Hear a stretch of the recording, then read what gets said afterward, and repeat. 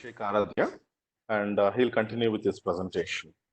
And I think today there will not be any polling, and we'll be just doing the presentation, and we'll see how the things go with them. Okay, over to you, Abhishek. Thank you, sir. So let's begin today's session.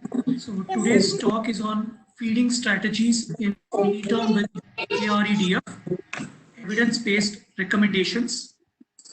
I request all participants to mute their audio. So before going with feeding strategies, I would like to acknowledge the place where I studied for last 8 years, that is at PGI Chandigarh. And would also like to acknowledge Ovum Hospital, where I've been learning corporate dynamics for the last 2 years. So with that, I would begin with the talk. Let's begin with the poll first. So these are the polling questions, and I've opened the poll for you. So you have 3 questions to answer.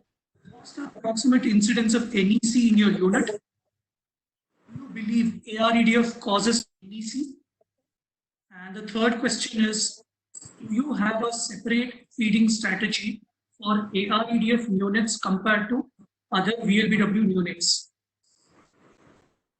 You have total 2 minutes to answer it.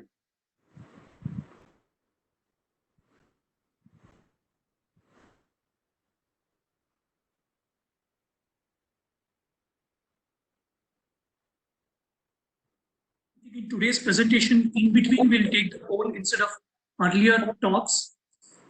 In between we'll break after every 8 to 10 minutes.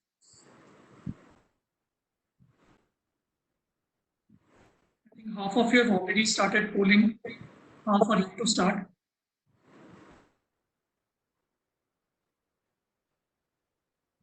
Last minute.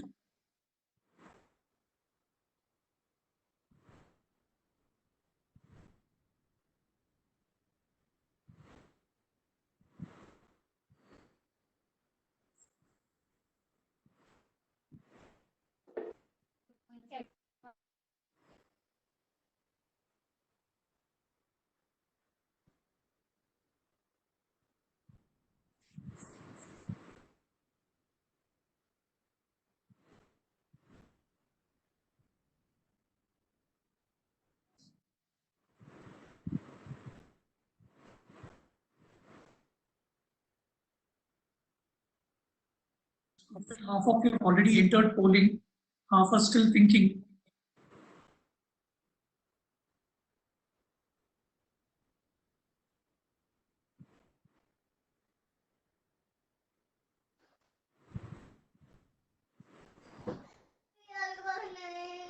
Last 15 seconds.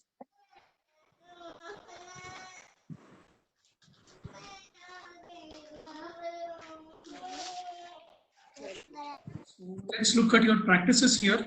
So as people have answered, approximate incidence of NEC in your unit. So amongst the responses, majority of you feel incidence is less than 5%.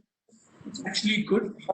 And I think 20% of the units actually still have 5 to 10% incidence of NEC. Incidence of NEC in your unit primarily depends how many extreme preterms you manage. So probably that is the variation. But overall, it is good that incidence of NEC is less than 10% in the units. Coming to the second question, I think all of you have felt that AREDF is a risk factor for NEC.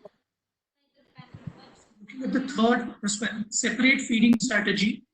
So I think whoever has answered has said yes, that they have a separate feeding strategy for babies with Doppler abnormalities. So with that practice answers from all of you, let's move on to the next. That is, what exactly is AREDF? So absent or reverse end-diastolic flow basically is if your Doppler of umbilical artery antenatally shows absent or reverse end-diastolic flow, we call it as AREDF. Incidence on an average is 12% from roughly from 14 studies. So with the advent of Doppler over the last 10 to 15 years, it has improved outcomes in IUGR babies. It is said that umbilical Doppler is beneficial, especially for neonates above or preterms above 28 weeks of gestation. Less than 28 weeks, still the evidence is not clear. So if you have a IUGR beyond 28 weeks, we should make use of Doppler to determine whether there is absence. So let's look at normal placental vascular development. So in the first 30 days of life, there is vasculogenesis. That is, there is new vessel formation. So from day 32 onwards until 24 weeks of life, there is branching angiogenesis. Vasculogenesis is new vessel formation. Angiogenesis is it takes shape from the new vessel. So branching angiogenesis. Thereafter, there is non-branching angiogenesis. So with angiogenesis, there is gradual fall in flow impedance. So in other words, resistance to placental blood flow is reduced. What happens in AREDF? In AREDF, vasculogenesis occurs in the normal phase or normal phase. Branching angiogenesis is shortened. So non-branching angiogenesis predominates. So if non-branching angiogenesis predominates, instead of branching angiogenesis, there is rise in placental resistance with increasing pregnancies. So the vascular development is affected in AREDF. So if you look at the Doppler flow in the umbilical blood flow with various gestations at 20 weeks, this basically the peak is the systolic blood flow, and this is the end diastolic blood flow. If you look at systolic and diastolic blood flow across or with increasing gestation, there is increase in systolic peak systolic velocity, as well as the end diastolic velocity is also increased with increasing gestation. So this is a normal movement or normal pattern of systole and diastolic velocity in the umbilical artery Doppler. So what happens in AREDF? In AREDF, there is gradual increase in placental resistance, and it is manifested as there is subclinical placental disease. That is, the diastolic flow in early in gestation will be similar to what we see at 36 weeks, and with increasing gestation, there is compensated hypoxia. That is, there is increase in RI, there is increase in systole to diastole ratio. Gradually, there is absent end diastolic flow, and in later or pre-terminal stages, there is reversal of end diastolic flow, and finally fetal death. So these are the Doppler flow velocimetries compared to normal versus AREDF. So let's look at progression of chronic hypoxia in a IUGR child. In the early phase of IUGR, there is compensation. Compensation in the form of fetal polycythemia, flow redistribution to essential organs, especially brain. So there is, with continued hypoxia, there is increased umbilical artery Doppler index, there is decrease in the MCA Doppler, and with continued hypoxia, there occurs oligohydramnios and decreased fetal activity. So with continued hypoxia, it next moves to the next stage, that is absent end diastolic flow. And if this goes unchecked, there can be loss of fetal movement. So in the next stage, it moves to loss of FHR variability on the NST, and preterminally it leads to reverse end diastolic flow, and finally fetal death. So there is progression of chronic hypoxia in IUGR from a stage of polycythemia, flow redistribution to increase in umbilical artery Doppler index, oligohydramnios, AEDF, and finally REDF and fetal death. So this is the progression. So why are we worried about outcomes of AREDF? AREDF compared to other VLBW babies have worse outcome. So if you look at perinatal mortality, it can be as high as 45%. There is increased risk of stillbirth and as well as neonatal deaths. So 2/3 of these babies are small for gestational age at birth, and majority of them, that is 1/3 of them, end up with birth asphyxia, and 85% will end up with NICU care. Minority of them have anomalies or aneuploidy. So summarizing, 50% roughly can have perinatal mortality, premature delivery, and majority of them require ICU admissions. So this is about AREDF outcomes in general. So coming back to the risk of NEC or the pathophysiology of necrotizing enterocolitis in AREDF, we are all well aware about pathophysiology of NEC in general, that is hypoxia, intestinal dysbiosis, as well as heart disease. These are the major pathophysiological mechanisms.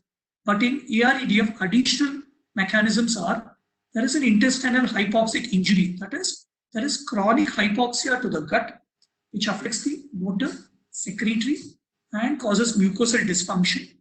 And this, on top of this persistent hypoxia, there is dysbiosis. There is dysbiosis primarily because of stasis, abnormal colonization, and bacterial invasion. So on top of it, we all know that IUGR babies are prone for neutropenia, and these neutropenic babies are susceptible to infections. So increased susceptibility to infections, dysbiosis on chronic hypoxia leads to increased risk of feed intolerance and NEC. So AREDF per se has increased risk towards developing NEC. Let's look at studies. What does studies tell about risk of NEC in AREDF neonates? So there are roughly around 6 to 8 studies which are published, which describe the risk of NEC. I have picked up major ones. I think we are all aware about Darling study way back 15 years back in 2005. This systematic review showed that risk of NEC is 2 times compared to other babies without Doppler abnormalities. So if you have Doppler abnormality in a VLBW, there is 2 times increased risk of NEC. Second important study I would like to highlight is from our own colleague, Dr. Vishwanath Kamoji, who is currently working at Columbia Asia Hospital at Bangalore. He did a study way back 12 years back in 2008. It was a survey study in UK, and this had co-authors in the form of Darling as well.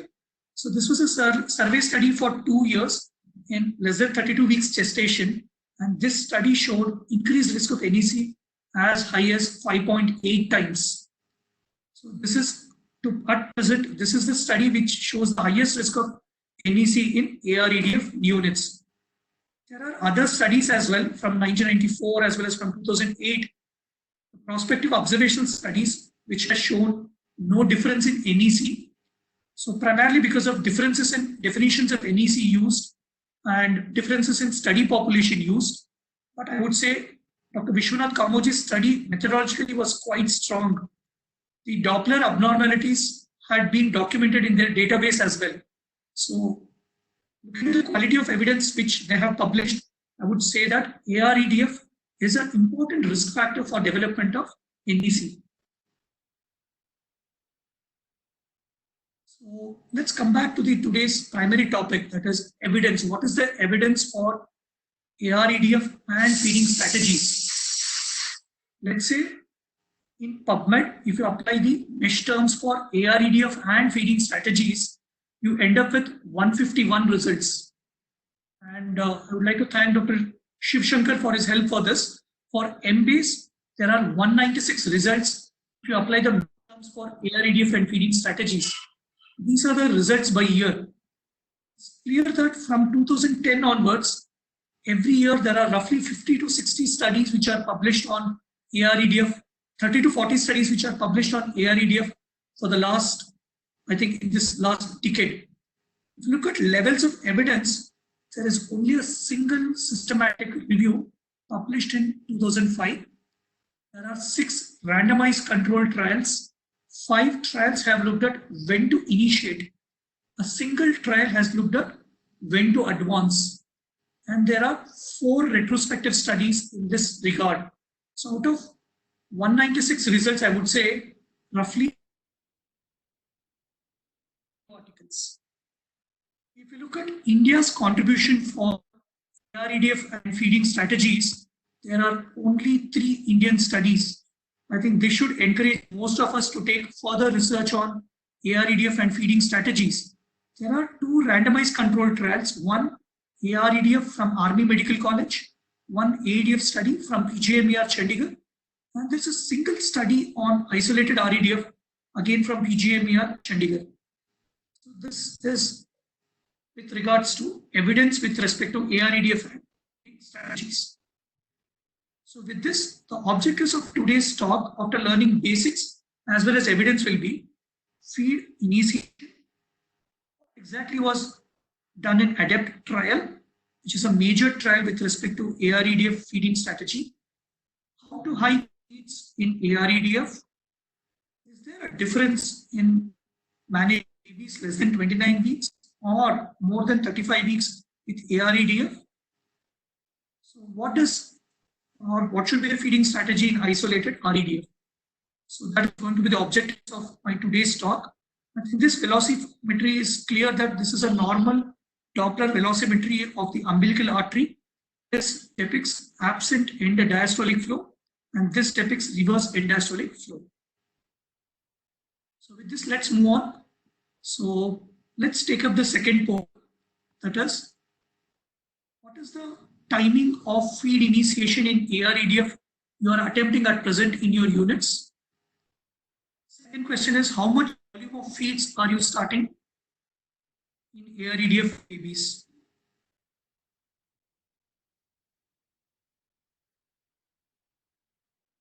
So I think the second poll is on your screen, and you have 2 minutes to answer this poll.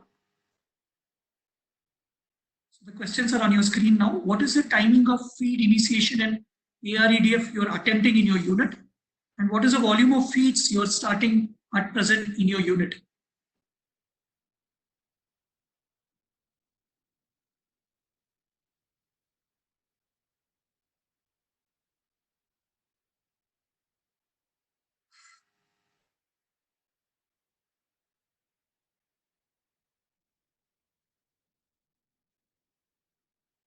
I think this question, most of you liked, I believe. That's why the polling percentage is higher compared to the previous poll.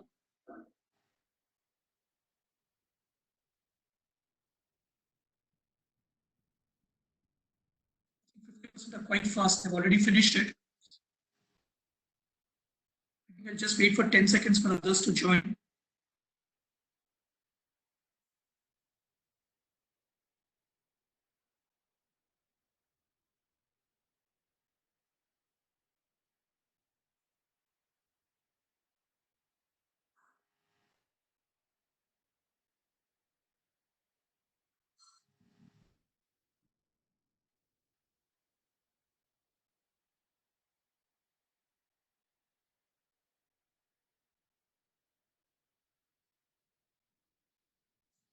I think if you look at the poll answers by people, what is the timing of feed initiation in AREDF?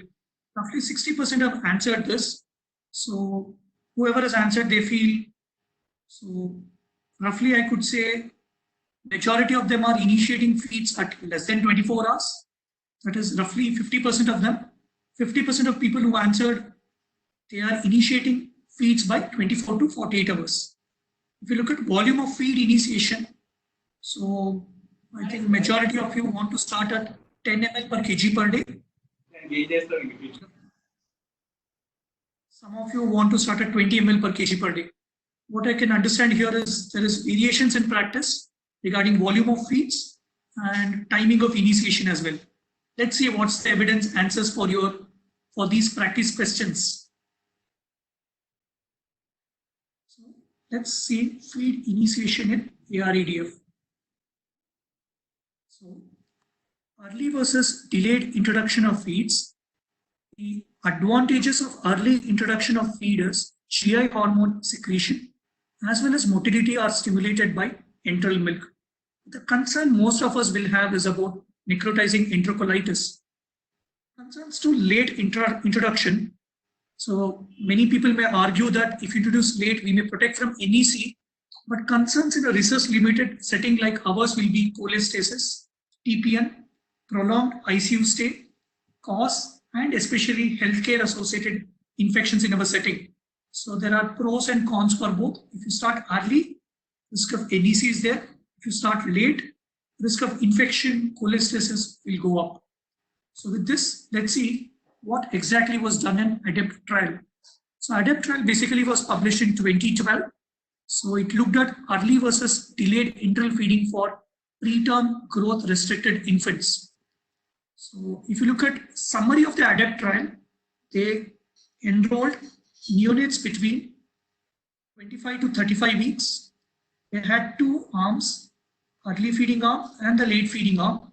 Early feeding was initiated by 24 to 48 hours and late feeding was initiated by 120 to 144 hours, that is day 5 to day 6. So they had reasonably a very good number of 200 neonates in both the arms, and they enrolled all neonates with antenatal abnormal Doppler or abnormal cerebral blood flow velocimetry. And the feed volume what they initiated in both the arms was 12 ml per kg per day. If you look at their results, so this table actually depicts the results between early versus late feeding. If you look at age at full enteral feeding, early group attained by 18th day, late group took 3 days extra. This was statistically significant as well. And if you look at risk of NEC, so risk of NEC you can see 18% versus 15%. So if you look at the relative risk is crossing 1.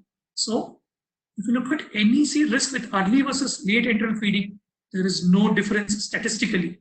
So advantage with early feeding will be you can reach early full feeding, so thereby less TPN days. So ADEPT trial showed that early feeding can be safely given for babies with abnormal Doppler. So early versus delayed introduction. So these are 5 randomized controlled trials which have looked into the same strategy. The first study, these studies actually the first column shows year-wise studies, the subjects and methods in the second column, feed initiation in the third column, and the fourth column depicts NEC and feed intolerance. If you look at the first study, Argiani et al. In 2010, they had around 81 neonates. They initiated feeds less than 5 days versus more than 6 days. So the less than 5 days group could be initiated feeds on a median duration by 48 hours, and their interquartile range was as early as 24 hours. If you look at NEC versus feed intolerance rate, statistically it was not different, and 1/3 babies had feed intolerance in the first study, and they initiated by higher volume of 20 ml per kg per day. Look at the second study, they had 133 neonates.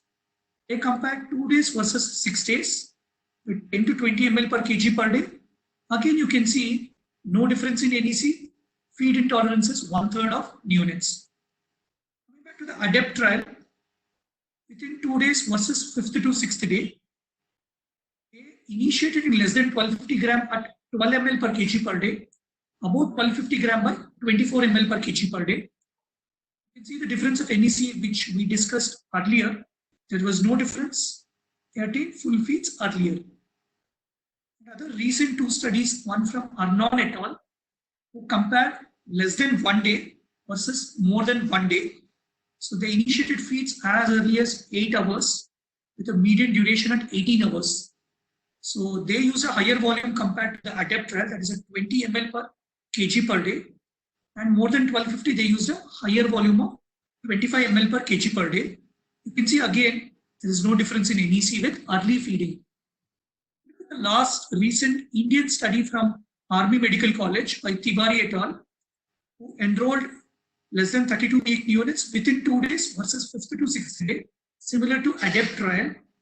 So in less than 1 kg, they followed ADEPT trial strategy, and more than 1 kg, they used higher volume, that is 24 ml per kg per day. There was no difference in feed intolerance, no difference in NEC as well. So summarizing the 5 randomized controlled trials, there is no difference in NEC, no difference in feed intolerance, but 1/3 of neonates can have feed intolerance if you use either early or late strategy. You cannot prevent feed intolerance by your timing of initiation. And most of the studies have involved 10 ml if you have a less than 1250 and more than 1250 a higher volume. So if you look at the Cochrane pooled analysis for these units with IUGR or abnormal antenatal Doppler flow velocities, I think people who are new for this forest plot, the middle line is the line of no effect. A diamond will give the pooled results.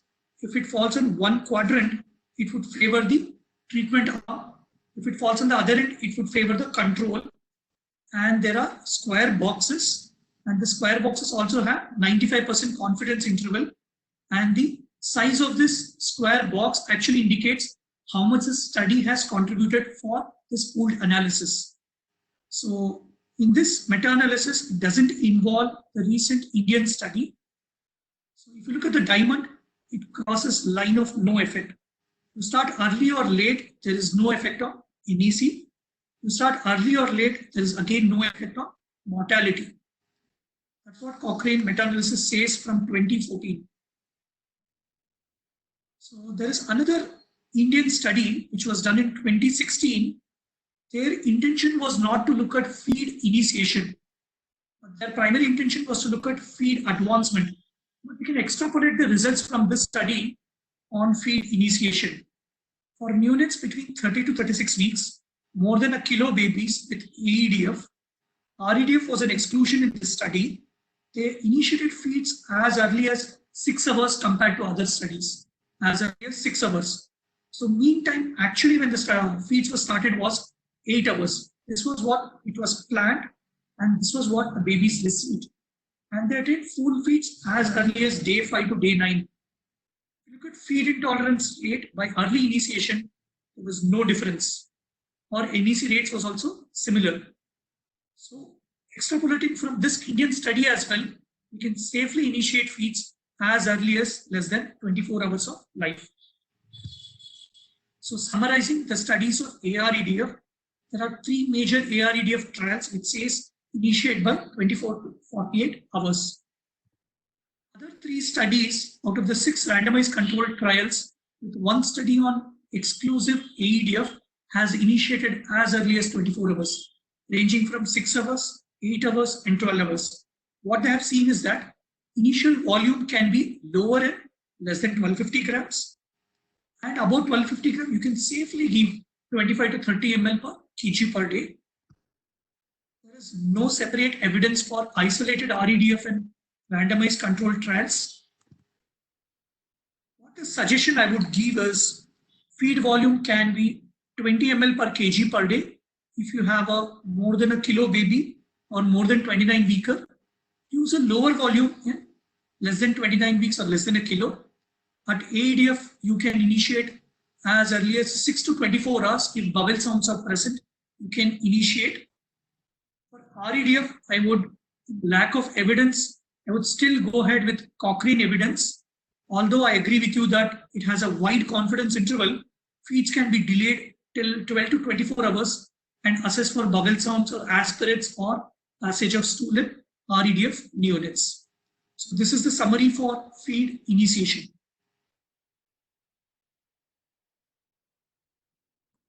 So with this, let's move on to the next objective. Let's take up a poll again to understand your practices.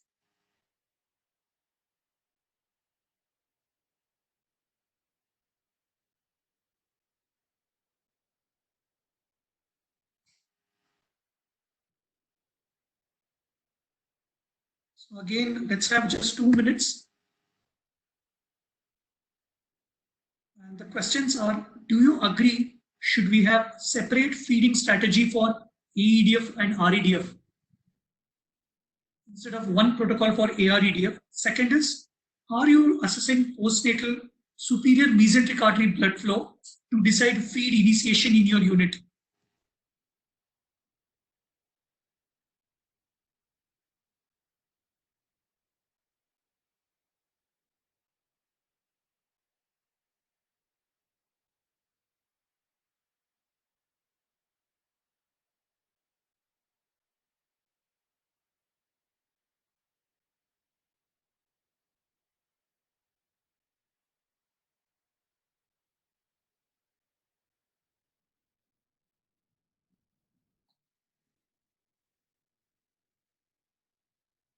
So I think again 60% of you have answered the poll questions. What I can see is that, so whoever has answered, 80% of you feel that we should have a separate feeding strategy for EDF and REDF. 20% still feel there is no differentiation. If you look at the postnatal SMA blood flow to decide feeding, so I can see 80% of you feel you are not assessing at the moment. Only some 10% of you are assessing postnatal SMA blood flow. It's good that you have an expertise to assess postnatal SMA blood flow to decide feed initiation in AREDF units. With that, let's look at the evidence.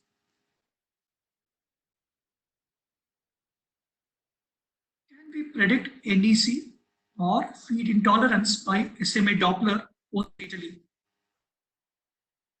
So, as we all know, in IUGR babies, there is chronic hypoxia antenatally. So postnatally as well, we expect them to have reduced velocity if you do a SMA blood flow.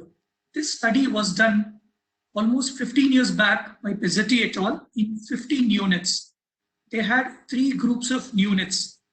So one in the diamond was AGN units, one in the square boxes were SGN units, but with normal Doppler flow, and one the triangle was SGN units with abnormal Doppler.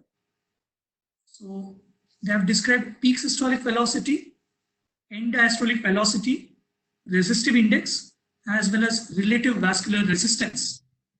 X-axis shows the time in minutes, that is, this is baseline, 5, this is at the baseline, 15, 30, 45 and 60 minutes after the first feeding. And the y-axis shows the peak systolic velocity or the end diastolic velocity. It's clear from this graph that peak systolic velocity after feeding in AGA and SGA babies without Doppler abnormality, it's after feeding. While in babies with Doppler flow abnormalities, so postnatally as well, there is impaired dynamic response to feeding is what I would say. The peak systolic velocity is not increasing. That is, the gut flow is not increasing even after feeding. Similarly, end diastolic velocity is also not increasing in units with abnormal Doppler flow, while in AGA and SGA babies without Doppler abnormalities, there is an increase in end diastolic velocity with feeding. If you look at the resistive index or the relative vascular resistance, which actually depicts the resistance across the gut blood flow, there is an elevated resistance in the gut blood flow, which is not reducing with feeding in babies with abnormal Doppler velocimetry. So I would say that at baseline, the blood flow velocity is lower in units with Doppler flow abnormality, as well as dynamic response to feeding is impaired. Can we predict feed intolerance with this data? If you look at the predictive ability of mean velocity, if let's say the mean velocity will increase by 25% from the baseline after feeding, so that indicates there is less risk of feed intolerance. And this sensitivity specificity can be as high as 95% from this study. Or if the resistance falls, then again the risk of feed intolerance will be lower.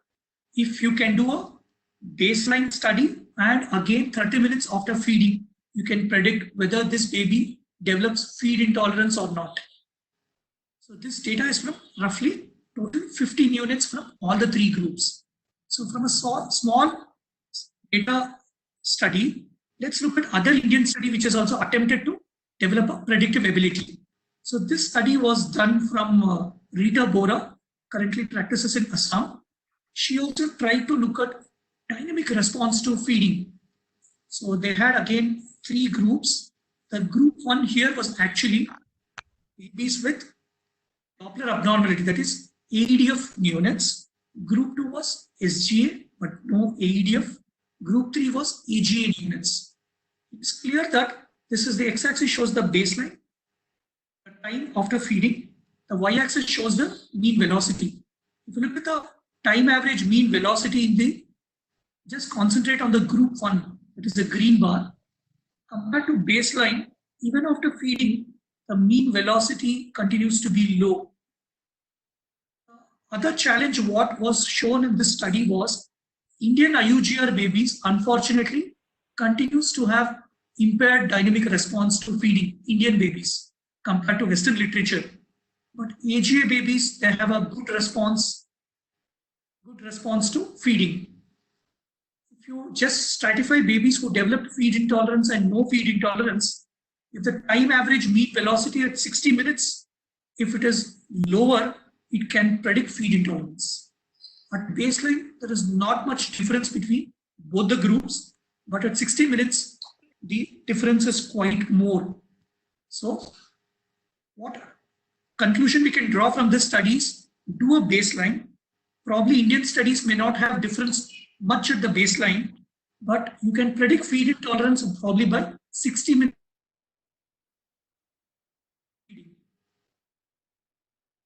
So looking at prediction from the baseline scan, I could get two important studies. I think Louis et al. Again is an Indian study. I think both the studies enrolled AEDF units. Both the studies had not much difference in the baseline. Rita Bora et al. Study could show difference 60-minute post-feeding. But Louis et al. Study, the primary objective of this study was to look at Doppler velocimetry on day 1 and day 5. So they did not do dynamic response to feeding. But Louis et al. Study showed that day 1 or day 5, the Doppler velocimetry on SMA is poor in predicting NEC or intolerance if you are just doing a single study without taking care of feeding in mind. So what I would say is that what we can predict from SMA Doppler postnatally is baseline values or day 5 values may not help you. Dynamic response to feeding is affected. So if you are doing, you can make use of these parameters, probably mean velocity, relative vascular resistance at 30 minutes, or peak systolic velocity or time average mean velocity at 60 minutes can predict feed intolerance. However, for prediction of NEC, we need more studies because the sample size of all these studies was less than 50 to 70 in each studies.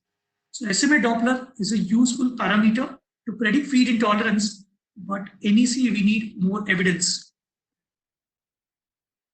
So we have learned about feed initiation. We have learned about predictive ability of SMA Doppler. So after initiation of feeds, how to advance feeds. So let's see how are you advancing feeds in your units at this moment.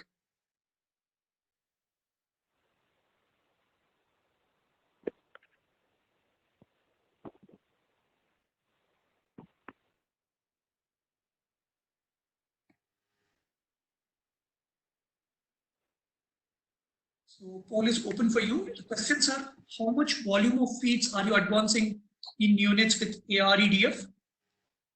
Second is, do you have a separate feeding strategy for AEDF and REDF in your unit? I think many of you answered that we should have separate feeding strategy, but do your unit have a separate feeding protocol for that?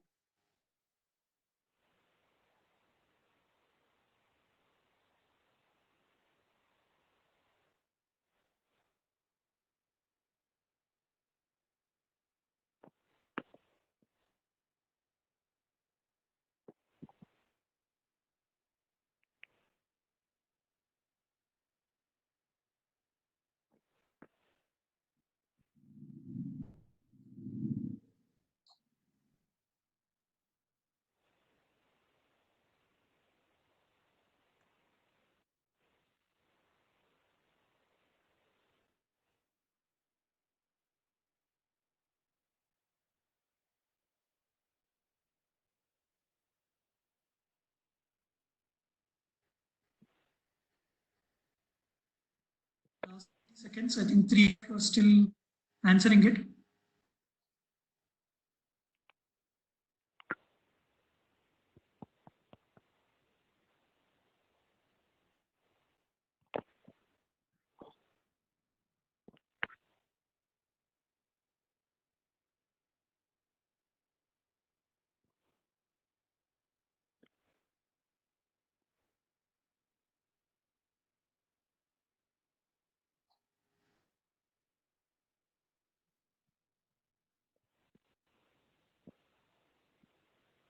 So what I can see from the participants is that how much volume of feed are you advancing in units? I think whoever has answered, they feel they are increasing by 20 ml per kg per day. Only one of you has still answered that they are hiking at higher volume, that is 30 ml per kg per day. And some of you are with a lower volume at 10 ml per kg per day. Coming back to the answer of separate feeding strategy, half of you feel you have a separate policy. Half of you, I think, are still trying to make a separate feeding strategy, is what I can understand from your polling. With that, let's look at the evidence of advancement of feeds in units. Feed advance in VLBW units. This is again the evidence from Cochrane. The first part actually is on the VLBW units. If you start slow rate versus faster rate, there is no difference in development of NEC. If you look at units, ELBW units, again, there is not much difference in the development of NEC if you use a slow rate of 20 ml per kg versus 35 ml per kg. Coming to the last evidence, that is units with SGA or growth restricted units, you could only take 2 studies. It says it favors slow rate, but there's a trend towards favoring slow rate. Again, I would say there's not much difference. And you can see there is still lack of evidence in units with AREDF with regards to feed advancement. There is a single randomized controlled trial on feed advancement in AEDF. So for people who are looking at research ideas, I think this is a useful research topic, how to advance feeds in AEDF. This is looking at the single RCT. So this again was from PGMER Chandigarh, which actually had 2 stratified groups, 1 to 1.25 kg versus and more than 1.25 kg. Feed initiation followed was 10 ml per kg per day. Feed hike they compared was 20 versus 30. If you look at the NEC risk, it is not different.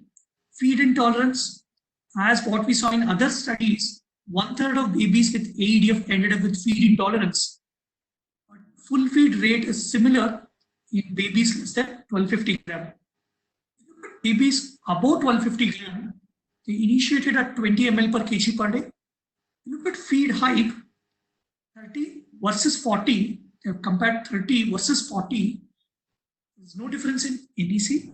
There's again not much difference in feed intolerance, but babies above 1250 gram could attain full enteral feeds at a mean duration of 6.6 versus 5.8 days. That is, if you hike by 40 ml per kg per day, you can reach earlier full enteral nutrition. So this is a single RCT which says that feed advancement as high as 30 ml per kg per day can be safer. So if you look at the ADEPT trial, let's try to extrapolate the evidence from ADEPT trial as well. ADEPT trial, as we discussed earlier, primarily it looked into feed initiation. But feed advancement, we can extrapolate the results from such a large 400 babies data. If you can see their initiation, they initiated by 12 ml per kg per day, less than 1250 gram. Look carefully in babies less than 1250 gram. They have hiked the feeds at 12 ml per kg per day in babies above 1 kg. Give minimal enteral nutrition for a certain duration and then hiked by 12 ml per kg per day. While it more than 1250 gram, initially they started at 24 and gradually they have hiked at 12 ml per kg per day. You can see the full feed rate in ADEPT trial. They've taken 13 days, less than 600 grams. Less than a kilo babies have taken as long as 11 days. And above 1 kg babies have taken 9 to 10 days. So ADEPT trial, by using 12 ml per kg per day, has shown feed advancement will reach full feeds by 10th day compared to the Indian study which showed 6 versus 7 days. So extrapolate the evidence from feed advancement from other feed initiation studies. I think we've already discussed the first column. If you concentrate on the third column, Karagiannis et al. Study used 15 ml per kg per day feed hike. There was no difference in feed NEC. Abdelhamabad study did not mention how did they hike feeds. However, time to full feeds was as late as 20 days. Probably they were using slow hiker feeds. And ADEPT trial used only 12 ml per kg per day. NEC or feed intolerance was not different. Agnon et al. Study used different strategies for different weights. Less than kilo used 20 ml per kg per day. 1 to 1.25 kg used 25 ml per kg per day. About 1250, they used as high as 35 ml per kg per day. And the Indian study used 12 ml for less than a kilo, similar to ADEPT trial, and 24 ml per kg per day for more than 1 kg babies. You can see that there is no difference in NEC or feed intolerance if you are hiking feeds starting from 12 ml to 35 ml, depending upon various weights.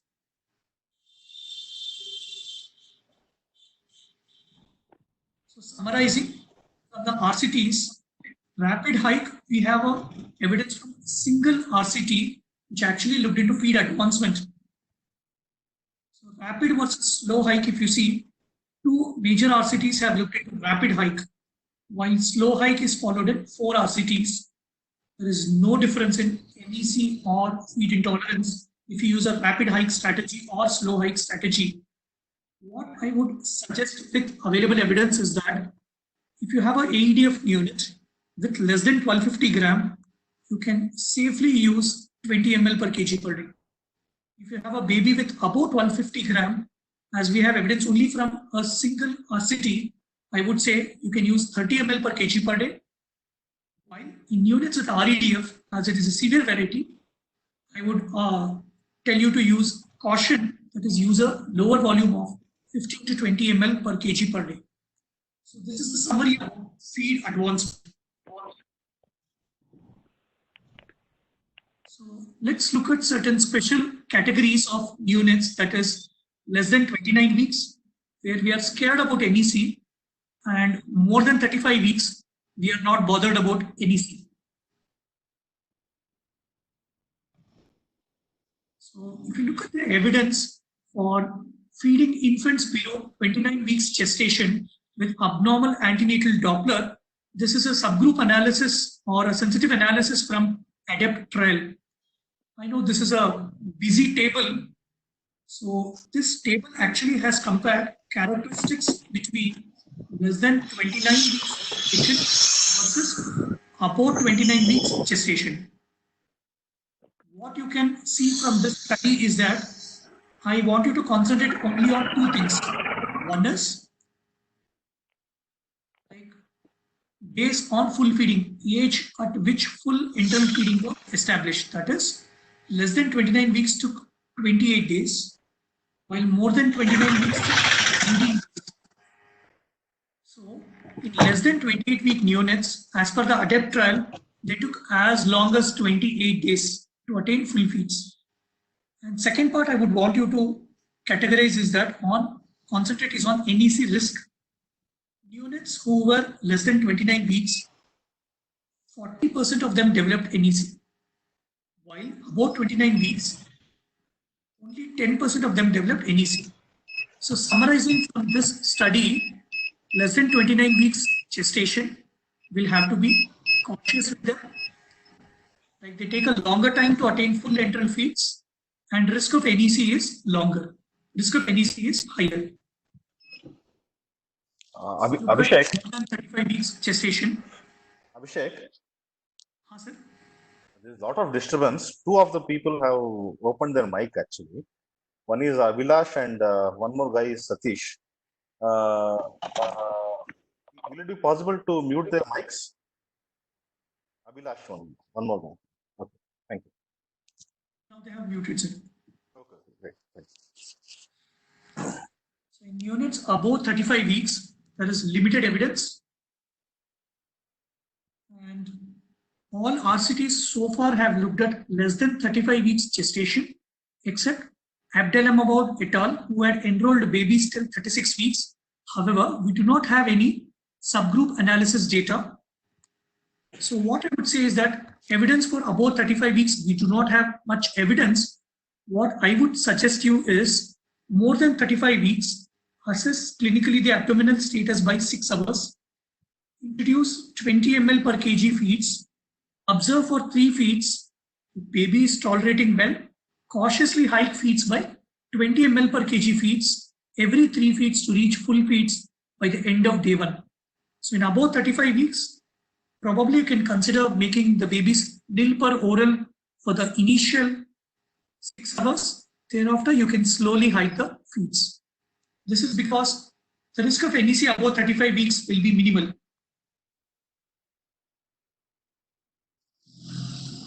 What about probiotics in neonates with abnormal Doppler flow studies? If you look at the evidence, most of our units, you do use probiotics in very low birth weight babies or less than 32 weeks. We give routine probiotics.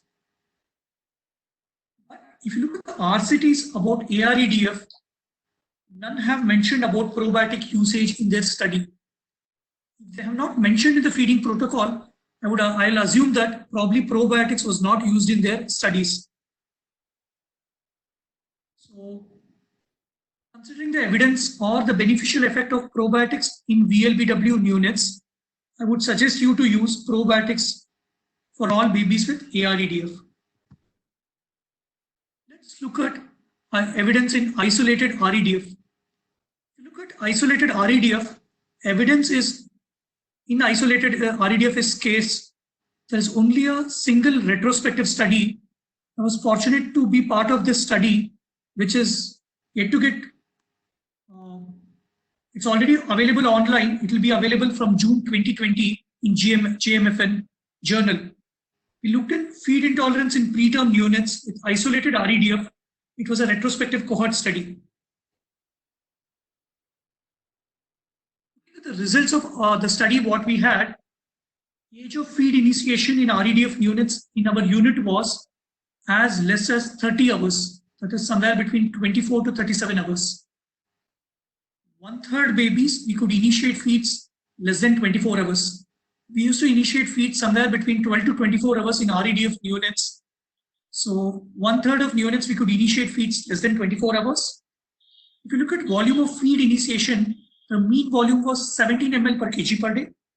The median volume of 20 ml, that is 10 ml in ELBW neonates, 20 ml in larger neonates. If you look at feed advancement, we had a similar strategy. 20 ml initiation, 20 ml feed hike in neonates with REDF.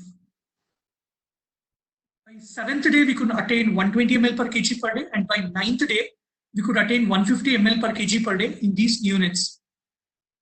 If you look at the outcome, what we had, that is feed intolerance or in neonates with REDF, feed intolerance can be higher, as high as 45%. So we had learned from previous studies that 1/3 of AREDF can have feed intolerance, but REDF, 45% babies can have feed intolerance. So within 24 hours, 21% of babies can have, and majority of them fortunately had only 1 episode of feed intolerance. The onset of feed intolerance was 79 hours, that is from 3rd to 4th day. And fortunately, we could keep them NPO only between 2 to 4 days. And NEC risk was only 6%, and only one baby had NEC 3B. So what we could summarize from the retrospective cohort study of 48 units was that you can safely initiate feeds even less than 24 hours in 1/3 babies. From 24 to 48 hours, you can initiate by 20 ml per kg per day and advance by 20 ml per kg per day. The risk of NEC is only 6%, and risk of feed intolerance will be higher. So I have tried to summarize the NEC trend from a single center from their published study. I've already mentioned Rita Burrow study and Deepak Louis study. If you look at the risk of AEDF compared to year-wise, Rita Burrow et al. Study had a NEC risk somewhere at 13%, 15%. Deepak Louis study as high as 32%. And the Jane et al. Study, which looked at feed advancement, the risk was 9%, while it was surprising that in our REDF study, it was as low as 6%. What could have made this difference over last 1 decade? Probably, we have standardized the feeding regime better in the last 1 decade. Survival of these neonates has also increased, and probiotics has been used routinely over the last 5 years in our unit. So probably the risk of NEC, because of multiple factors, from the published studies, the risk of NEC has gone down. So summarizing today's talk, for AREDF neonates, I would suggest you to use a volume of 20 ml per kg per day if the neonate is above 29 week or above a kilo. For ELBW baby or extreme preterm, just use 10 ml per kg per day. Feed initiation, you can start as early as 6 to 24 hours if your Doppler velocimetry says just AEDF. And if it is REDF, probably you can initiate by 24 hours. Limited evidence. With respect to feed advancement, less than 1250, use a lower volume of 20 ml per kg per day. And more than 1250, you can safely use higher volume of 30 ml per kg per day. In REDF, you can use lower volumes. And above 35 weeks, you can start hiking feeds by 6 hours of life. So this is the summary of today's discussion. And probiotics you can initiate. So this is a very beautiful flowchart from AIMS protocol. I think it says less than 1250 gram in AREDF, start MEN. If it's less than 29 weeks, continue MEN for first 2 days and then start hiking. So for above 29 weeks, you can start hiking from day 2 itself. If you have a baby above 1250, start MEN on day 1 by 10 to 12 ml per kg per day. Probably I've just added, you can start as early as 6 to 24 hours and you can start hiking by higher volume. So about 1250, start early, hike at a faster rate. Less than 1250 gram, if you have a less than 29 week, start slow, continue MEN and then hike. About 29 weeks, probably you can use a feeding volume at a lower volume. Although there is not much evidence for fortification, you can use like any other baby once you reach 150 to 180 ml per kg per day. So that's it from me. I can take up questions if anybody has any questions.